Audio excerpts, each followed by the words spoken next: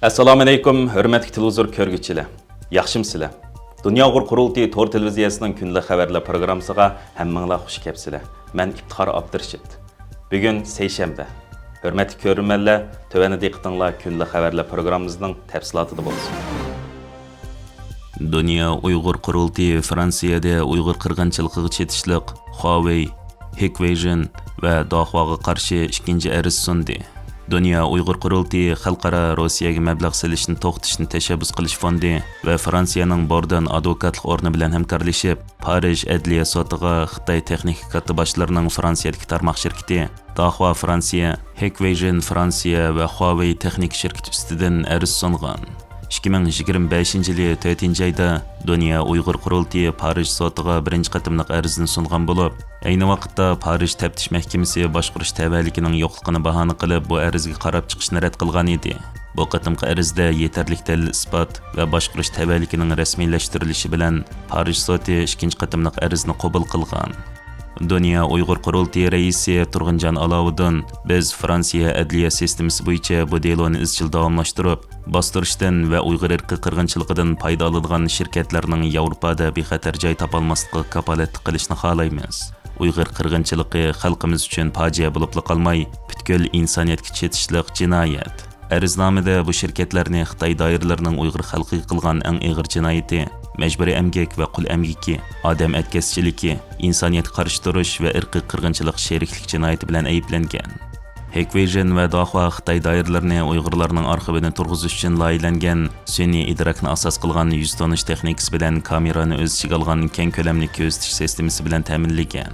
Huawei Sharq Turkistondagi yangilik yaratishchan soqchi tajribaxonasini ichish va kishilar to'pidan Uyg'urlarni bayqash, tonish sinaq sistemasiga qatnashgan.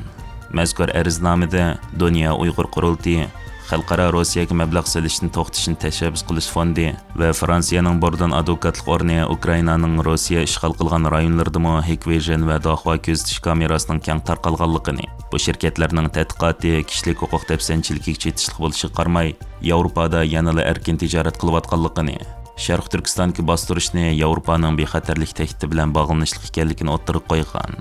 Rossiyaga mablag' silishni to'xtatish fondining direktori Olxa Matsilyox mundaq dedi: Uyg'urlar ziyonkashlikka uchraydigan o'xshash texnikalar hozir ishg'ol qilingan Ukrainaga o'rinlashtirildi. Biz Dunyo Uyg'ur Qurultiyi bilan hamkorlashish orqali shuni aniq o'ttirib qo'ydikki, bu korxonalarning vahshiylik jinoyatiga sherikchiligini nazardan soqit qilishga bo'lmaydi. Ularning bu texnikasi faqat Xitoy bilan cheklanmaydi. Aksincha, Hikvision, Dahua, Huawei Yevropada davomli tijorat qilib, mahsulotlarni aqliy bexatarlik sistemasi nomida tashviq qiladi. Buningdan boshqa, ularning nazorat sistemasi allaqachon Ukrainaning vaqtli ishg'ol qilingan rayonlarga o'rnatilgan bo'lib, bu rayonlarni kontrol qilish va urush jinoyatiga yordam qilishga ishlatildi. Bu shirkatlarning mahsulotlarini mablag' bilan ta'minlash yoki sotib olish Xitoy va Rossiyaning dunyoning boshqa joylarida bostirish ulaslarlarini qo'llashga barobar. Dünya Uyg'ur Qurultiyining bu vaqtdagi bayonotida bildirilishicha, agar Fransiya qonunida bu shirkatlarni qirg'inchilik gunohkori deb qaralsa, shirkat va ularning boshqaruvchilari 15 million yevro jarimani to'lagandan boshqa, Fransiya va Yevropadagi mol-mulki musodara qilinib, javobgarlarga muddatsiz qamoq jazosi berildi ekan. Bu haqda stansiyamizning ziyoratini qabul qilib, tafsiliy ma'lumot berib o'tgan Qurultoy fondining raisi va Berlin ishxonasining mudiri G'ayur Qurbon apandim mundaq deydi: Mecbur emgak, texmi to'g'risi qul emgak xalqaro anlaşmalar bo'yicha va shundaqla dunyodagi barliq taraq topgan davlatlarningki qonuniga asosan qabih bir jinoyat bo'lib hisoblandi. Xitoy hokimiyati azbatimiz Sharq Turkistonda jazo lageri siyosatiga yondosh holda misli ko'rilmagan darajada mecbur emgak, qul emgak sistemasini barpo qildi va u yerdagi Uyg'ur qarindoshlarimizning qon teri badliga yasalgan mahsulotlarni chet ellarga eksport qilish orqali u yerda yaratilgan iqtisodiy qiymatlar bilan Uyg'ur irqiy qirg'inchilikni davomlashtirmoqda. Uyg'ur irqiy qirg'inchilikni to'xtatishning eng muhim omillarining birisi Uyg'ur qul emgakini to'xtatishdan iborat.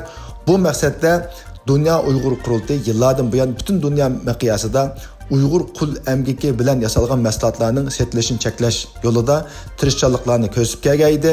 Shu jumladan biz bu yil 4-oyda Fransiyaningki sotiga Xitoyningki Huawei va Dahuaga o'xshash yuqori fan texnika Bayraktar shirkatlarini az qilgan edik. Hammalarga ma'lum, Huawei va Dahua shirkatlari Uyg'urlarningki chiroy va ovoz o'xshash shaxsiy uçlarından foydalanib, tonuş iqtidori yuksak bo'lgan yuqori fan texnikalik nazorat sistemini yasab chiqib, uningdan yuqori iqtisodiy unumga erishib, Kebaqayda bizningki bu ikkinchi navbatlik arzimiz Fransiya soti tarafidan rasmiy qabul qilindi. Bizningki g'oyamiz shuki, Xitoy shirkatlarininki jumladan Huawei va Dahua o'xshash bayroqtar shirkatlarininki Yevropa bozorida sodasini cheklash va shu orqali Uyg'ur irqiy qirg'inchiligininki to'xtatishning qadamini tezlashtirish.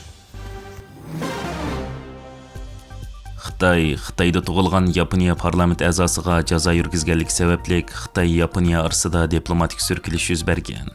Xitoy Xalq tori Uyg'urcha kanalining 8-sentabrdagi xabarida Xitoy dushanba kuni Xitoyda tug'ilgan Yaponiya fuqarosi Xitoy Kommunistik partiyasini ochiq-oshkor tanqid qilguvchi Yaponiya parlament a'zosi Seki Xeyni jazolaydiganligini e'lon qilgan. Yaponiya hukumati bu qarorni fikr erkinligini bo'g'ishga urinish deb ayblagan.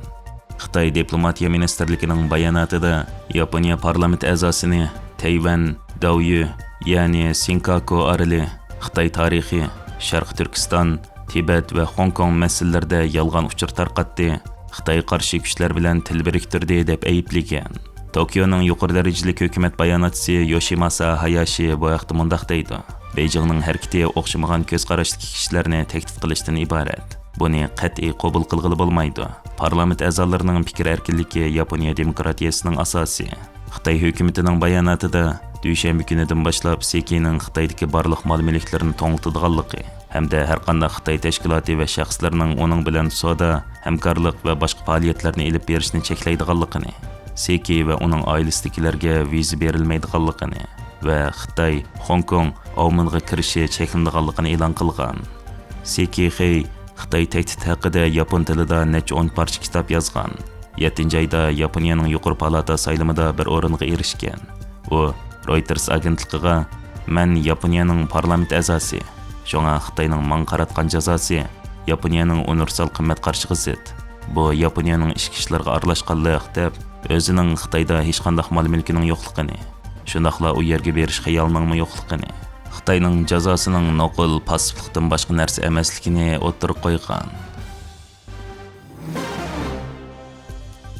Fransiyada yangi siyosiy krizis yuz berib, hukumat tarqalish oldida.